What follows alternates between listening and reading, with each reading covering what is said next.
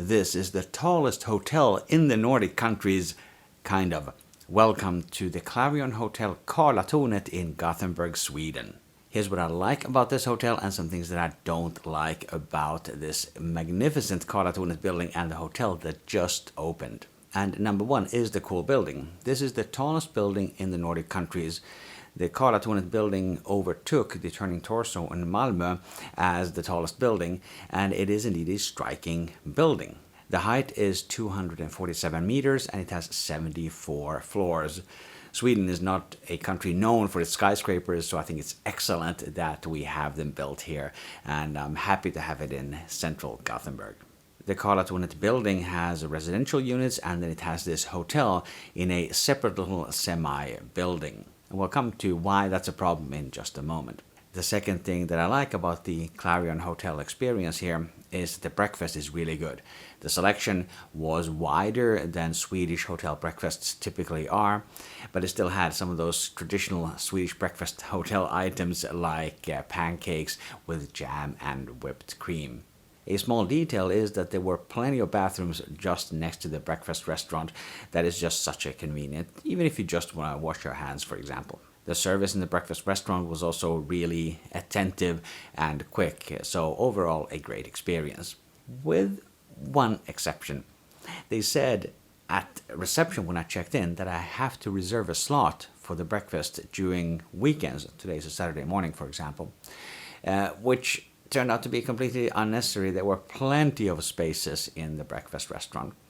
And the way it works is that you're supposed to scan a QR code on the TV there and then enter your name, email address, all that kind of stuff. And I think that is more for them to harvest your data for marketing purposes, but don't quote me on that.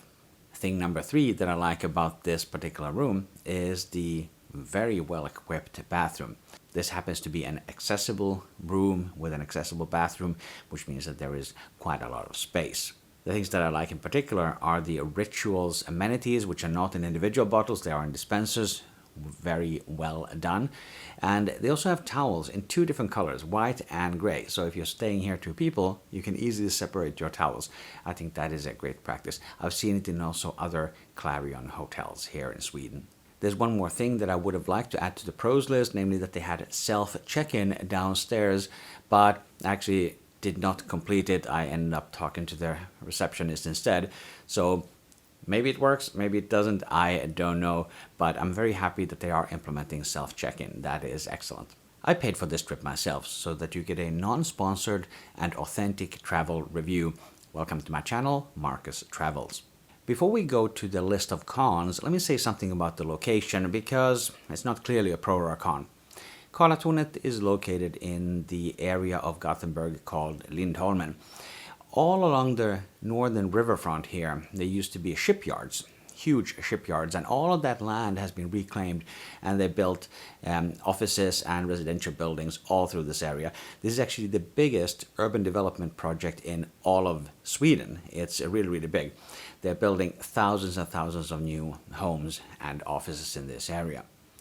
So this is certainly an up-and-coming place, an up-and-coming area of Gothenburg, but there isn't really a lot here at the moment, especially for tourists. Like if you're coming to visit Gothenburg, you're probably not going to spend a lot of time on this side of the river. The traditional downtown is on the other side. There are universities, schools, lots of office space on this side, but I think this is more for the locals. So that's why I'm not sure, does there need to be a big hotel right here? But I think time will tell because this is an up-and-coming area. The connections into the city are decent. They are building a tram track, but currently there are only buses from the central downtown core to here in Lindholmen. And of course, you can also take the ferry across the river, and that is a great way to get around in this area. If you're getting value from the video, please hit the like button. Thank you for doing that. Now let's move over to the cons of the Clarion Hotel Karlatornet. And the first one, and I think the most important one, relates to the concept of the Karlatornet skyscraper. I think if you book a hotel that has the name of a skyscraper in it, you might reasonably expect to be staying in the skyscraper, but that's actually not the case here. Most of the hotel rooms are in a separate building that is attached to the skyscraper, but this building where I'm in now, that's only 15 stories tall, whereas the skyscraper itself is 74 stories tall. And with that expectation, you might also think that you will get a beautiful view over the city of Gothenburg or out to the sea. But from this room, that is not the case. The view that I have here is of a glass passageway in front of me. Then I see the walls of the two buildings here next to me. And then down here, there's just a very dead, miserable looking lawn. And I think you just need to be aware of that if you book a room here, is that not all of it is going to be skyscraper material, let's say. Now, Clarion does make it clear in one way. You can book specifically rooms at the sky level. That's one of the floors in the actual tower. I think it's floor number 62. I will correct that when I edit this video. And from there, you would actually have great views of the city. In theory, at least, we'll come back to that. But most of the hotel rooms, most of the 300 rooms that they have are just regular low-rise buildings. The one caveat, even if you were at the very top of the building, this is Gothenburg, Sweden. It is not always sunny. The last few days that I've been here, it's been incredibly foggy, so most of the times I have not even been able to see the top of the tower. So if you pay for a view, don't expect to actually get something to see. You might just be in the clouds. The second con that I'd like to highlight is that because this is a brand new hotel, it only opened a couple of months ago, there are still some teething problems. And one of the things that I noticed in multiple bathrooms is that it takes ages to get hot water. I calculated it just now. It took 15 seconds, and that was in one of the bathrooms here and on the lower floors. And this is a problem at the bottom floor, the conference floor, and here on floor number 5 where I am. I hope they can sort that out soon. Con number 3 is that there is a spa, sauna, pool area here, but it's not included in the hotel fee. If I remember correctly, they charge 275 krona, which is about $25 for hotel guests and more for people outside the hotel. I think it should be included. One thing that should be mentioned is that they're also building an observation deck, but that will only be available next year. So would I stay again at the Clarion Hotel Karlatornet? I think ultimately no, there isn't really anything special about this place other than the fact that the building next door is the tallest in the Nordic countries.